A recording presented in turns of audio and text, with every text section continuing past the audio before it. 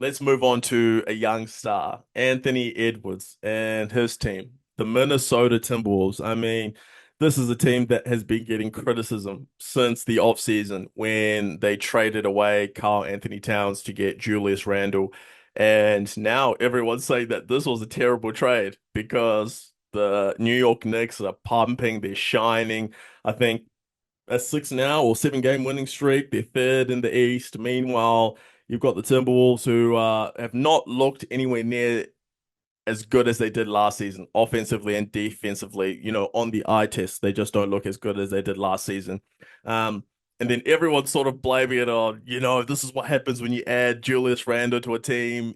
And obviously, I think what's making the trade look much worse for the Timberwolves is the fact that, yeah, Cat is having a hell of a season. He's probably on his way to being an all-star starter this season. Well, if we're basing on the old format, he would be an all-star starter. But yeah, he's looking incredible. I think he's probably now that Luka Doncic is injured, you could say that he's on his way to be All-NBA first team, maybe.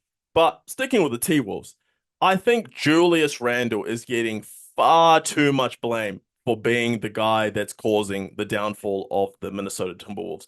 Because everyone sort of wants to say, well, this is what happens when you add Julius Randle and get rid of Cat. Your team gets worse. But people are ignoring a lot of other factors, like Jaden McDaniels, regressed. Mike Conley, regressed. Rudy Gobert, regressed. Three of your five starters have taken a step back, and you traded one of the other ones. What did you expect? Like, what did you think was going to happen? When these sort of things happen, this is the result. And Julius Randle, that can't be the guy that you're blaming. I know people want to put the blame on him, but is it his fault that those three guys I mentioned have regressed? No.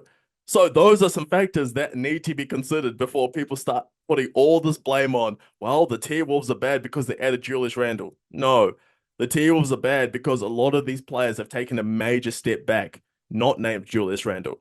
And even Dante DiVincenzo, a guy who they traded for, and they said, man, this guy, look at the series that he had for the Knicks last season in the playoffs. He was incredible. This is what he's going to bring to the T-Wolves. Like, this is, man, we've got an opportunity. And he's averaging 9 points.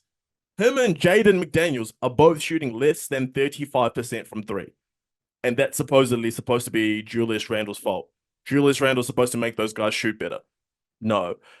But that's what happens. When people don't like someone, people will find a way to make it their fault. They'll find a way to nitpick and, put the blame on them. It's the same thing that happens with Jason Tatum. People will find a way to minimize achievements, minimize your value by nitpicking and saying things are your fault without considering other factors.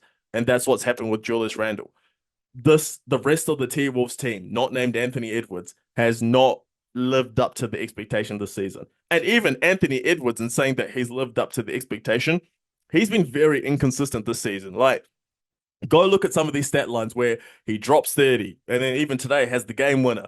But there's other guys where he has 17, he has 17, he has 15, 14, 11, 12 on not very good shooting. I mean, is that supposed to be Julius Randle's fault? No.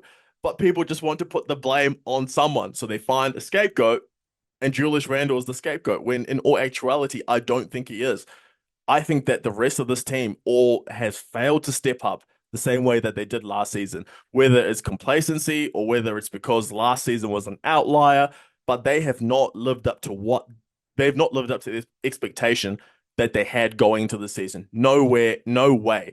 And Rudy Gobert, for sure, I think he's probably up there. I'm glad that Rudy Gobert restructured that contract because, holy, the way that Rudy Gobert is playing, he's a shell of himself defensively. Offensively, he was never really that guy, so I don't really sort of criticize that offense. But defensively, he's definitely a shell of himself for sure.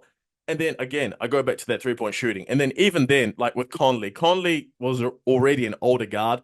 Listen, I just don't like the way that Julius Randle's getting scapegoated. And this is coming from me, who a year ago, there's literally a clip of me saying, show me in the playoffs for Julius Randle, because I was saying that people were glazing him too much and he just only achieves in the regular season. So the fact that I'm coming out to defend Julius Randle should tell you that this is definitely not Julius Randle's fault that the Knicks are bad. Sorry, the Timberwolves are bad and not living up to expectation.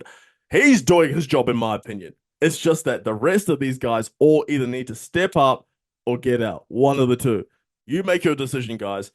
And it's not his fault for the regression of these other guys. These other guys, I think, for sure, you got paid money to play well. Go out there and play well. Jaden McDaniels, I'm pretty sure he got a new deal. DiVincenzo, like, bro, you guys, come on. Let's go out there and do something.